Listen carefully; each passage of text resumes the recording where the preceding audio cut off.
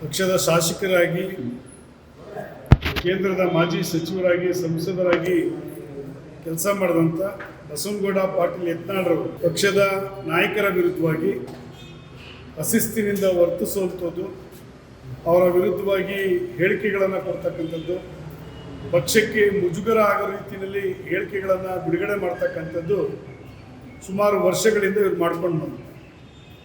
ಶ್ರೀಯುತ ಅಟಲ್ ಬಿಹಾರಿ ವಾಜಪೇಯಿಯವರ ವಿರುದ್ಧವಾಗಿ, ಆಡ್ವಾಣಿಯವರ ವಿರುದ್ಧವಾಗಿ, ಕರ್ನಾಟಕ ರಾಜ್ಯದಲ್ಲಿ ಮಾನ್ಯ ಯಡಿಯೂರಪ್ಪನವರ ವಿರುದ್ಧವಾಗಿ, ಪ್ರಹ್ಲಾದ್ ಜೋಶಿಯವರ ವಿರುದ್ಧವಾಗಿ, ಜಗದೀಶ್ ಶೆಟ್ಟರ್ ವಿರುದ್ಧವಾಗಿ ಪಕ್ಷಕ್ಕೆ ಮುಜುಗರ ಆಗೋ ರೀತಿಯಲ್ಲಿ ವರ್ತಿಸ್ಕೊಂಬಂದರು.